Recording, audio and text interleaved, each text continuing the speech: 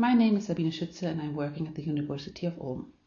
I'm really glad to present you our results of our study, a randomized prospective study aiming to investigate the influence of additional pelvic floor training on the sexual and pelvic floor function postpartum.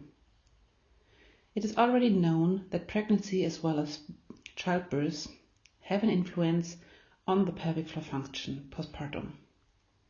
However, so far it is unknown if professional additional pelvic floor muscle training after 6 months has an influence on the pelvic floor as well as on the sexual function. So our goal was to find this out in order to find ways to help affected women and breaking taboo topics. It is still not usual to talk about the sexual life as well as the pelvic floor function after delivery. Now I want to inform you about our study. We included 300 women after delivery. The inclusion criteria were the delivery of the first mature baby as well as the ability to speak and understand German. We included 300 women and we made appointments 6 months later in our department for urogynecology. 200 women showed up and were examined and got 2 questionnaires. The questionnaire included the female sexual function index as well as the pelvic floor questionnaire for pregnant women and women after childbirth. The examination included a speculum examination in order to evaluate the degree of the prolapse as well as the Oxford score in order to evaluate the pelvic floor muscle contractions. After the examination, the groups were separated in 2 groups, the control group and the intervention group. The control group was asked to continue the already learned pelvic floor muscle training, and the intervention group got specialized pelvic floor muscle training once a week over 6 weeks. After another 6 months, they came to the Department of Urogynecology and they got the 2 questionnaires as well as the examination. Now I am coming to the results of our study. We compared the 2 questionnaires regarding the pelvic floor and sexual function of women after 12 months after the intervention for the one group.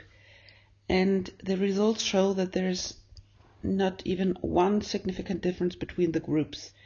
So you can see here in the upper part the results of the female sexual function index with the different domains, and in the lower part the results of the pelvic floor questionnaire for pregnant women and women after childbirth.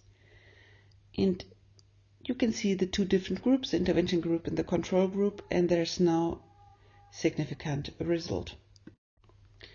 However, here you can see the development over time for both questionnaires, on the left hand for the female sexual function index and on the right hand for the pelvic floor questionnaire for pregnant women and women after delivery. And you can see that between 6 and 12 months there is a significant improvement for both questionnaires and for both groups. So this is an important result. Now I'm coming to the main findings and the limitations. Supervised pelvic floor muscle training did not improve both the pelvic floor and the female sexual function in our study. However, over 12 months, we found out that the pelvic floor and the sexual function improved significantly in all women. However, there are lots of limitations. We did not conduct a daily training diary, so we have no control how often the women really did the daily training. The control group received no instructions, they just got the request to continue the exercise they have learned before. This was because we wanted to simulate the reality to have a good control group. We had a high number of lost follow-up, which is often a problem in prospective studies, and maybe we should have included a later follow-up to examine the long-term outcome of the pelvic floor muscle training. In the end, I want to summarize that in our study, this supervised pelvic floor muscle training after 6 months did not improve the pelvic floor and the sexual function of the women. Probably long-term studies are necessary to evaluate the effect of strict pelvic floor muscle training on the pelvic and sexual function. However, for us it's really important to highlight that after 12 months the pelvic floor and the sexual function are significantly better in both groups, and this might be important to talk about with the women maybe already before childbirth to prevent problems of affected women, so that they know that time is important for recovery and for healing. I really thank you for your attention.